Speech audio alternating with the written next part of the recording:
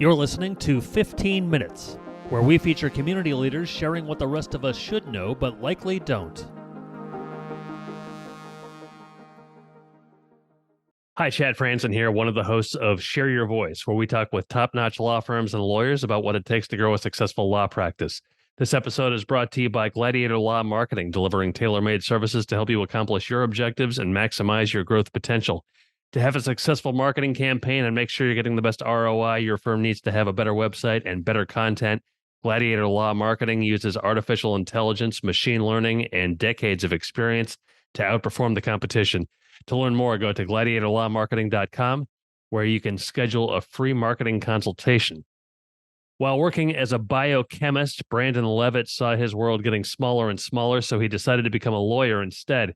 He was trying to find employment during the recession and couldn't find a lawyer who was willing to take a chance on him, so he abandoned the traditional route and created his own ecosystem of legal support services tailored to inventors, creators, and entrepreneurs. Hey, Brandon, thanks so much for joining me today. How are you? I'm doing well, thank you. Hey, so you are with Leavitt and Eldredge. Tell me what you guys do. So we are an intellectual property law firm. We started off doing primarily patents. My partner, Richard Eldredge, founded the firm. I joined him a few years later, and we started to expand into trademarks and litigation and really just build services that support inventors and creators and artists as they're trying to get themselves started, or maybe they're already started and they want to grow. So basically, we protect ideas and brands is what we do. I talked a little bit about your story in your intro. We'll get back to that in just a second. How and when did you know you wanted to become an attorney? You were working already, I guess. Yeah, I mean, I was a pretty avid participant of speech and debate in high school. I felt like I had a knack for it. I was pretty successful in the competitions. I also really loved science, and I figured in high school I was either going to be a scientist and I was going to cure cancer, or I was going to be, a lawyer like on Boston Legal or one of those TV shows you see. And I had a very supportive chemistry teacher, and she kind of steered me into that direction. And so I went to college as a biochemist, always wondering if I'd made the right choice. And then, biochemistry is a very fulfilling career, but there are aspects of it that I was unaware of when I chose that path that really weren't the right fit for me. You specialize in something, and you learn more and more about less and less. And that's not why I wanted to be a scientist. I wanted to learn more and more about lots of things. And you spend years of your life failing, right? You test this, it fails. You test this, it fails. You test this, it fails. Your entire job is to fail long enough that maybe you can write a paper about it, and you might just get lucky and succeed, right? And then on those few lucky ones that succeed, the very next thing is they call the lawyers. And the lawyers come in, and they don't have to deal with all the losses. They see happy scientists, they see excited people who want to start some big thing. And I thought to myself, well, that looks a lot more fulfilling than what I'm doing. And they're going to learn more and more about lots of things. They might do, oil field drilling in the morning, makeup in the afternoon, and toys in the next day. Their world was expanding, and mine wasn't. And there are also some family considerations that led me to choose the career change. But I figured I can use my biochemistry background and become a lawyer for scientists, and went to law school with that goal. Intellectual property was a focus and an emphasis of mine. Turned out I had some, I really bonded well with other aspects of law, like trademarks and copyrights, and those were all really well integrated as well. And so my initial goal of being a lawyer for scientists then expanded to really just, if you're creating anything, if you have any kind of content or idea or invention or brand or product or whatever, that was kind of the niche that I found. So I talked to a lot of attorneys. They were working somewhere else. They got bored. They went to law school. They ended up becoming a lawyer and lived happily ever after. You kind of have that story, but yours was a little bit more kind of complicated, maybe nuanced than that. You had you went to law school. How did that go? And then how did you kind of your transition into the legal industry was maybe not just, looking for a job and finding one. Well, I mean, because I had a career before I was a lawyer, before I went to law school, and that path was less traditional, right? I mean, a lot of people go to law school, they're political science majors, they're English majors. They know how to write an essay. Maybe they've interned or clerked at a law firm somewhere. I was a guy with test tubes and beakers, and I was, researching, you know, bacterial inhibition of aminoglycosides and the 16S binding site of ribosomes. I mean, it didn't translate very well that in any obvious ways. And so I was a bit behind the learning curve. And I also had a wife and I had children and I needed to make sure I could provide for them. And there was that distraction. And so, going to law school is inherently difficult. You think you're the biggest fish in the pond, and then you upgrade the pond, and that's college, right? And then you upgrade the pond again. You think, okay, well, I might have been the biggest fish in the pond. I'm swimming with sharks, and sharks eat fish, right? So I was not a very successful law student, if we're being honest. I wasn't able to give it my full attention, and I started from behind the learning curve anyway. I thought I'm probably not going to be a very good lawyer because I can't outcompete these kids. They work harder, they work more efficiently, and they're getting more done. And so my GPA wasn't impressive enough to get attention from the big law firms, which is that everybody tells you, hey, you should go to big law, work there for a few years, start your own thing. That option was always going to be a difficult one for me. And then it happened to be 2008 to 2011. We're in the middle of the Great Recession. Not even the good law students are getting work. So I took this big sacrifice. I walked away from an income. I took on all this debt. I've got mouths to feed, and now I'm guaranteed to graduate without a job. Um, and that was a very frustrating time period for me. And nobody's willing to give me a chance. I mean, you hire the guy at the top of the graduating class. You don't hire the guy at the bottom, right? Self-esteem issues, everything that comes with that. But I took the bar. I passed the bar. I took on a client here. I took on a client there. I'm working in all these different fields, just trying to pay bills. And over time, what happens is because I'm a scientist and I can experiment and I know how to, you know, do root cause analysis and try certain methodologies, all of a sudden, not in law school, but in my career, that background came back to me. And I was able to build up piece by piece a very unorthodox practice that worked for people who couldn't find lawyers that could handle their type of work. And so piece by piece, I was able to cross pollinate, crossbreed, and build this up and essentially build up that ecosystem. I learned something from Wells Fargo. I learned something from government contract, and I learned something from all these other entities, and put that together. And then the next thing I knew, I had a practice and I had clients, and we were off to the races. So while you were doing that kind of that cross-pollinating process, were you getting income as a result of that, or did you have to do other things? Well, it was more, I mean, I did have to do other things. I was moonlighting for a while.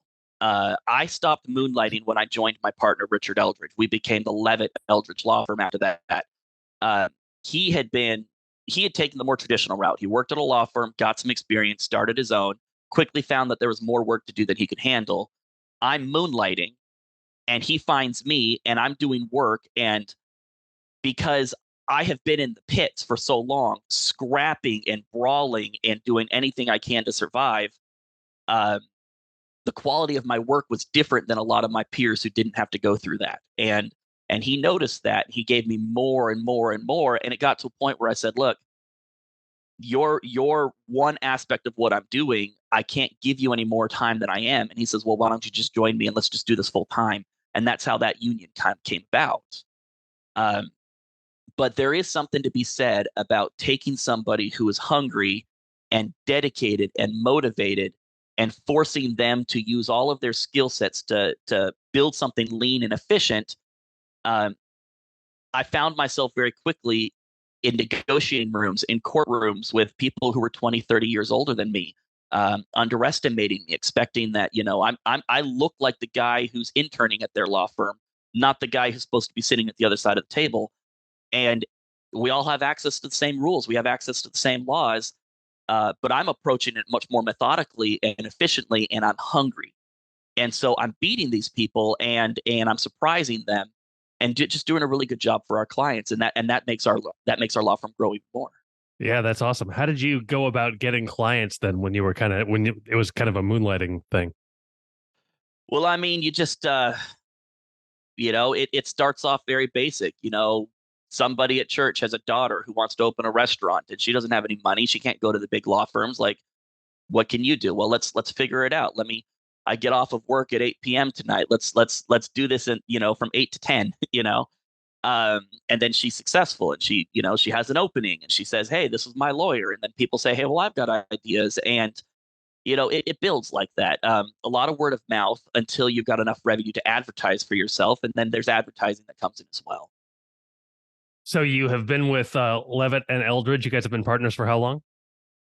I think I joined the firm full time 2014. Okay, so it's been almost 10 years, 9 years.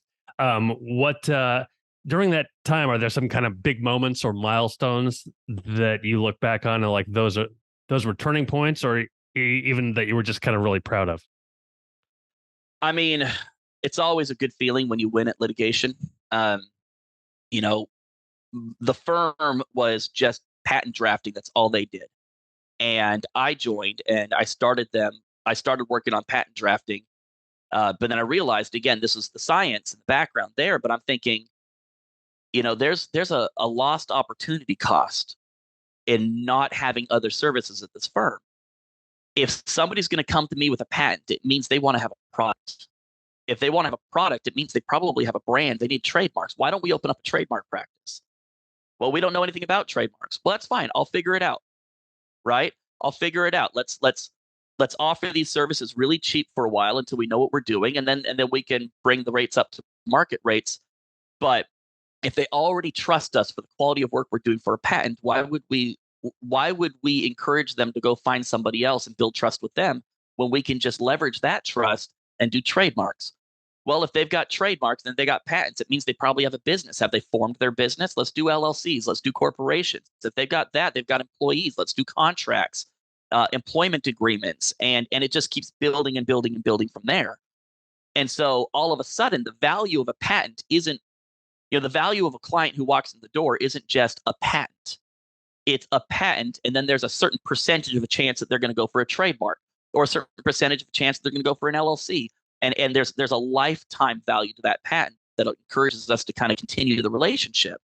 And if I'm offering these other services, maybe somebody's going to come in not because they have a patent, because they have a trademark. They wouldn't have talked to us in the first place, but now they're going to talk to us because we got a trademark practice.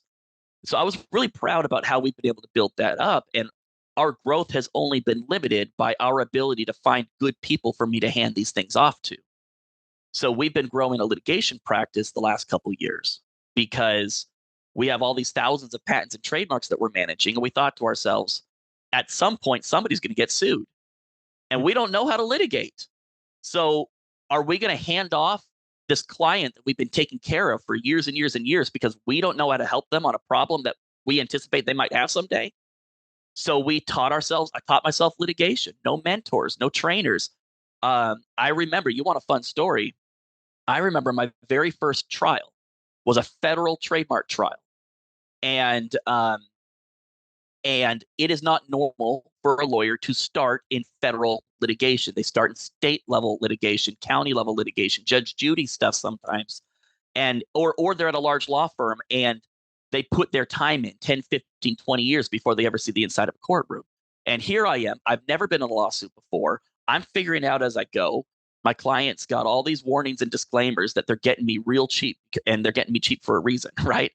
And this judge has a reputation for being a particularly strict and demanding and uncompromising individual. He's famous in this area for, there was once a juror who skipped jury duty, and he sent the bailiffs after her and brought her in like bound into the courtroom so that he could fine her and sit her down in the chair for the trial. Like this is the kind of judge that was ruling over my very first trial. Wow. And because of my patent background, my trademark background, I knew the law on how to represent my client, but I didn't know the procedures and policies and the way courtroom etiquette works. So I get my witness on the stand. I ask him a question. Objection sustained. I don't know why I got objected to. I don't know why it was sustained. So I ask it a different way. Objection sustained. About 10, 15 minutes later, I can't get a word in edgewise without being objected to and it being sustained. And finally, this judge stops me and he says, Mr. Leavitt, I hate to ask this on the record, but how many trials have you had? And I said, Your Honor, this is my first trial. And he says, No, I'm not talking about federal trials. I want to know how many trials you've ever participated in. And I said, Your Honor, this is my first trial. And he was a lot kinder. He was a lot kinder after that. And the judgment that came out of that trial was a very fair one that my client was very satisfied with. But it was just growing from there. Once you do that, you don't have to be so scared. You learn what you do wrong. You get better. You start winning trials. You start winning cases. You start arguing nuances to the law that the kinds of things that might show up in a textbook someday. And you know, you can be very proud of that.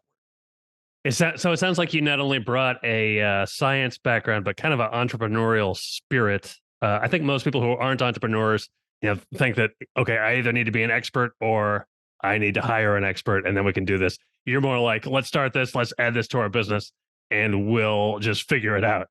And I think that's what a lot of entrepreneurs would tell you you should do. Like, don't worry about like having everything nailed down.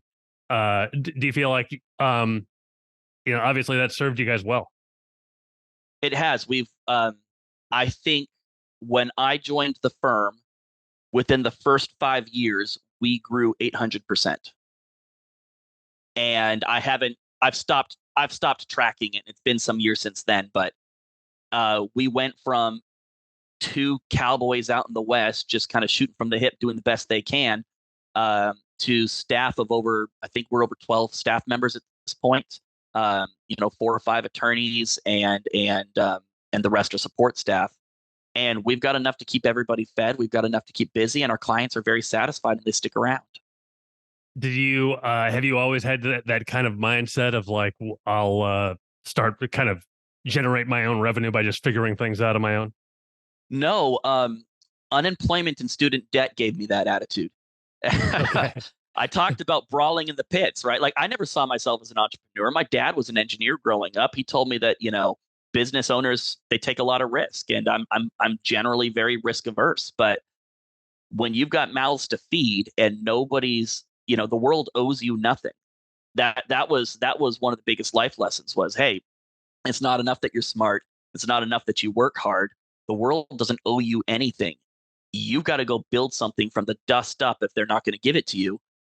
And that gave me a certain mind for business, a certain skill set that a lot of my peers don't have, and it rewards me many times over, both in the development of the law firm that I'm now the managing partner of, but also in my success as a litigator, as a drafter. It's again that cross pollination, right? When I don't have to, I surprise people. I walk into the courtroom, I make arguments that they don't expect because they were conditioned to follow a certain line of thinking. They were conditioned to go down a certain pathway of citation, copy paste, just plug in the facts and data. I draft everything from scratch, tailored to that client situation, that client's needs. I'll look up all the judgments that this judge has made, and I'll quote the judge right back at himself, right? Like it's a different approach than what is traditionally understood by most attorneys who take the other route. Very nice. And so no, I didn't have an entrepreneurial mentality that I could recognize until I was roughly 27, 28 years old and trying to figure out how to feed my family. What are some of your do you have like daily rituals that you find to be most important? I wouldn't say I have a ritual per se, but I have learned that from about 9 a.m. till 5 p.m., my time is not my own. Clients will call, employees have needs, fires occur, and it's my job to deal with all of that. And so if I want to actually get anything done that resembles being a lawyer or something proactive to what I've actually, done this career path to be, it happens before the hours of 9 a.m. or after the hours of 6 p.m. So I've got staff member that help me manage that time, but I do come into the office early so that I can get my stuff done. And I will leave the office in the afternoon, for a run or a workout or a long lunch, just kind of recover. And I'll come back to the office later in the afternoon. And that's how I compartmentalize some of the managerial and administrative needs of being a lawyer with the actual lawyering. Mm-hmm. I have one more question for you, but first tell me how people can find out more about Levitt and Eldredge. Well, if our marketing strategy is up to par, it should be as simple as typing in my name online. My partner, Richard Eldredge, you type in patent lawyer Dallas, patent lawyer Texas. I mean, we should be coming up in the results. My email, Brandon at uslawpros.com, the website, uslawpros.com. There's a plurality of ways that you can find us online. Okay, sounds good. Hey, last question. It sounds because of your kind of unique path, maybe you didn't have like your traditional mentors or whatever. Maybe you did, but what would you say is either the best or the worst piece of advice you have received that you can think of? Well, it's a little crass. Go for it. I'm in Texas. Some of the lawyers are old and salty. All right. And I remember I was because you're right, I didn't have mentors. I didn't have that. And so I make sure to go to legal conferences and I talk to people who have been in the industry for 20, 30 years. I talk to people who've been judges and I try to glean knowledge and information that way because there's nobody else to teach me. And I remember years ago, I met this lawyer and he was asking me about my cases. And I told him about this one case. And I'm this intrepid young guy. And I'm telling him, I'm going to do this. I'm going to do this. I'm going to do this. I'm going to get after him this. I'm going to file this. And he sits there and he listens to me for 15 minutes. And he says, let me tell you a story, young man. He says, there were once two bulls on a hill. And they looked down and there was the whole herd of cattle. And the young bull says, let's run down there. We're going to grab ourselves a bull and we're going to have our way with it. And the old bull looks at the young bull and he says, why don't we walk down and we can have them all? And I know it's a crass story, but it taught me that in the law, if you take a calmer, more passive, less aggressive approach, you can usually get you can get just as good or better results for your clients for a lot less effort, a lot less stress, a lot less resources. I have strong objections to lawyers in our industry that forget that being an advocate doesn't mean you have to be adversarial. Does not mean rude and disruptive, and there's it doesn't have to be combative. That's what I'm trying to say. Mm-hmm. You don't have to be an adversary who's combative. You can be accommodating and you can still do good for your client. And sometimes you'll do better for your client if you are working with the opposing counsel towards a resolution rather than just stopping them at every single point of the way and making their lives as difficult as possible. And they will usually, but not always, reciprocate in kind, and your clients will almost always be better for it. Okay, very nice. Thanks for sharing that. That wasn't that bad. Hey, Brandon, it's been great to talk to you. Thank you so much. Really appreciate it. Great stories, and I really appreciate it. Thanks so much. My pleasure. So long, everybody. Thanks for listening to 15 Minutes. Be sure to subscribe, and we'll see you next time.